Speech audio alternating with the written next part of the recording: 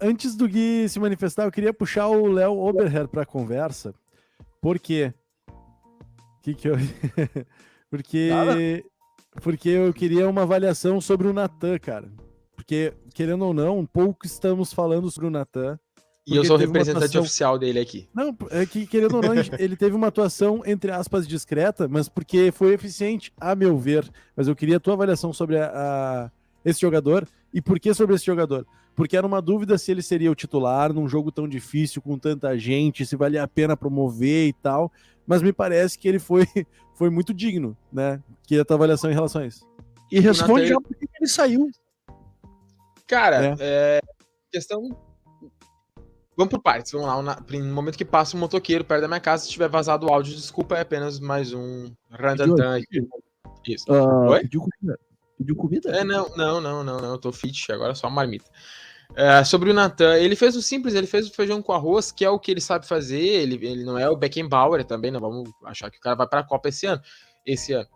Mas ele é um jogador que fez uma boa atuação. Eu não sei se ele sentiu a questão física, se talvez tenha sido uma opção técnica do Roger ao recuar o Lucas Leiva para tentar talvez qualificar a saída de bola, porque justamente o Natan ele não iria arriscar muito esse passe entre linhas com o risco de se queimar. Né? O Natan a gente sabe que é um guri, tem tudo isso, tem um perfil de liderança, tudo certo, é bom jogador, mas ele não vai querer ficar dando lançamento de 20 metros. Não no primeiro jogo dele, num jogo tão importante assim. Embora ele tenha qualidade para fazê-lo. Eu acho que essa leitura que o Roger faz ao colocar o Vijaçante de terceiro zagueiro pelo lado esquerdo, o Lucas Leiva do lado direito, tirando o Natan e talvez até mesmo privilegiando uma ideia de experiência do Lucas Leiva para essa função. O Natan fez uma partida dentro daquilo que a gente já esperava. Eu não acho que tenha sido, por exemplo, falha dele no gol, porque se a gente for reparar o gol, ele sai na marcação do jogador que tá livre, né, no meio de campo. Na verdade, tem 3 jogadores do Cruzeiro livres naquela bola. O cara que dá o passe tem um pouquinho mais à frente do lado esquerdo, que o Natan sai para fazer a marcação e deixa o Lucas Leiva na sobra justamente, e aí ele perde na velocidade, porque ele tá mal posicionado.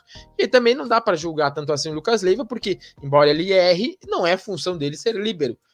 Embora eu já tenha feito isso no Lazio, não estava fazendo no Grêmio, tudo bem.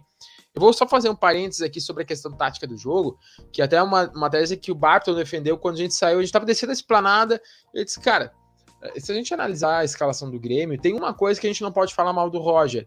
Ele tenta coisas diferentes, mesmo que a ideia dele não esteja sendo bem praticada, não consegue entregar, é o terceiro ou quarto estilo de jogo que ele entrega, é o terceiro sistema de jogo que ele entrega com esse elenco do Grêmio. Pô, ele começa o jogo sem a bola no 5-3-2, violentaço, com 3 zagueiros e azar, com o Lucas Leiva super fincado aqui atrás. Deu errado? Deu errado. Também pelo Lucas Leiva? Também. Mas é verdade que ele tenta fazer essas mudanças.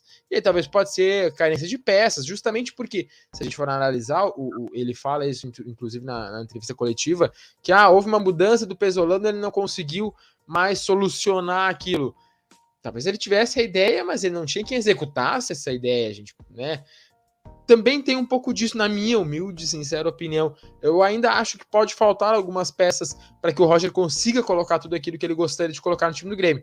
E só para fechar, quando termina a partida, o Grêmio ele tá numa moçoroca, justamente porque o Grêmio tá tentando ir para cima, fazer o terceiro gol a todo custo.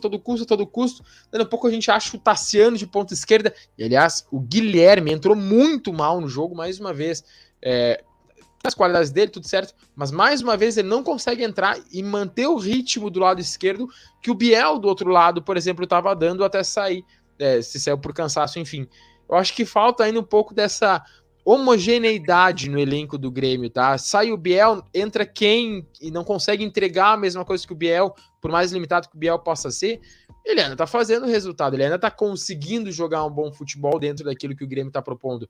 O Guilherme, quando entra, a gente tinha uma experiência, eu trouxe isso, acho que faz umas 2 semanas eu comentei aqui, será que a gente não tá superestimando o Guilherme, esperando mais dele? O Ferreirinha também não conseguiu entregar aquilo que a gente acha, e faz 2 anos que isso não acontece.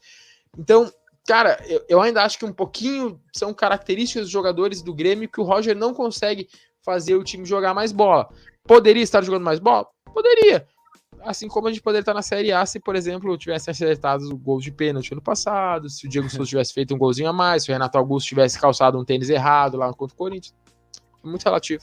O Mauro Júnior, analista, coloca um comentário aqui que eu achei muito interessante, que ele diz o seguinte, ó, não é improviso ou invenção, cada jogo é um jogo, esse jogo exigia que mudasse a estrutura para a linha de 5 defensiva, senão os pontas seriam auxiliares de lateral.